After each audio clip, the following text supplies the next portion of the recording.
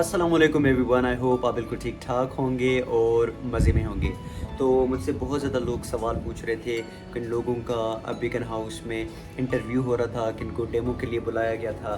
तो मेरे कुछ यूट्यूब फैमिली के जो मेंबर्स हैं वो कह रहे थे कि यार आप हमें बताएं कि अगर हमारा बिगन हाउस में इंटरव्यू या डेमो हो रहा है तो कुछ टिप्स और कुछ ट्रिक्स बताएं। तो मैंने सोचा क्यों नहीं आज मैं आप लोगों के लिए एक छोटा सा वीडियो बना दूं कि अगर आपका कहीं पर भी पाकिस्तान के अच्छे स्कूल में इंटरव्यू है या डेमो है, ख़ास करके मैं आपको बिगन हाउस के हवाले से बनाऊंगा क्योंकि बिगन हाउस इट्स अ ब्रांड। तो मैं उसके लिए आप लोगों को कुछ टिप्स एंड ट्रिक्स बताऊंगा। इंशाल्लाह ताला आपको आई होप कामयाबी होगी। अच्छा, जो मैंने नोटिस किया था जब मेरा इंटरव्यू एंड डेमो हुआ था बिगन हाउस में, इट वाज सो गुड। और सबसे इम्पॉर्टेंट चीज़ जो मैंने नोटिस की थी, आई थिंक आप में से हर वो टीचर अपने इंटरव्यू और डेमो में सक्सेसफुल हो सकता है जिसके पास बहुत अच्छा कॉन्फिडेंस है, क्योंकि I always repeated it again and again, you know, the confidence is the great accessory. तो आपके पास कॉन्फिडेंस होना चाहिए पहली चीज़। नो डाउट मैं आपको यहाँ वहाँ की बातें नहीं बताऊँगा, डायरेक्ट सीधी बातें बताऊँगा।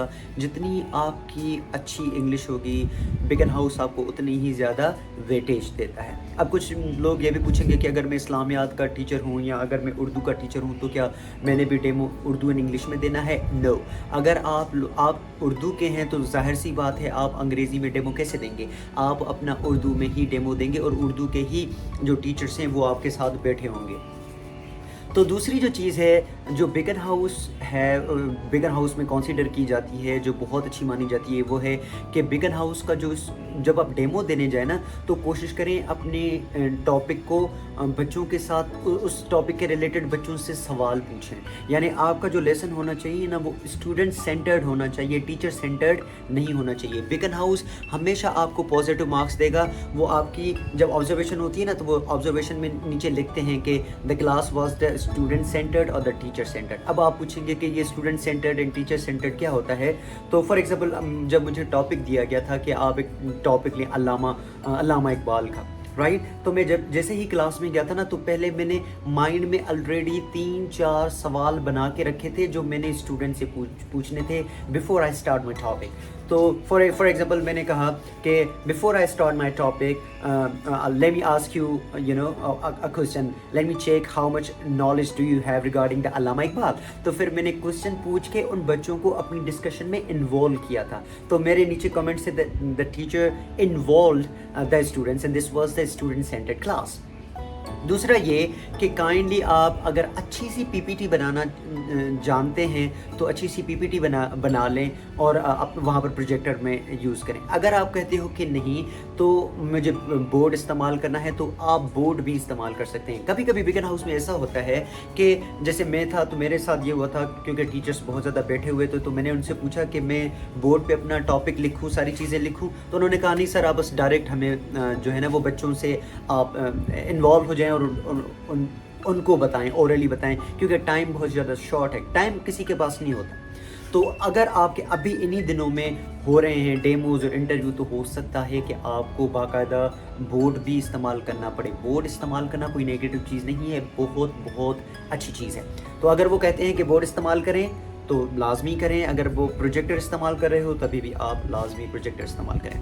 And please don't be over confidence in the sense जैसे मैं नहीं हुआ था, टू बी ऑनेस्ट। मुझे बाकी तो हिस्ट्री में पूछे गए थे कुछ सवाल और कुछ सवाल मुझसे जियोग्राफी में पूछे गए थे। मेरी ये जो स्टैंड है ना उसको पीछे हवा लग रही है तो इसी की वजह से वो स्टैंड हिल रहा है, तो I am so sorry for this. तो मुझसे 2 ज्योग्राफी के सवाल भी उन्होंने पूछे थे जो जिनके आंसर मैं सही तरीके से नहीं दे पाया था, एंड दैट इज़ ओके।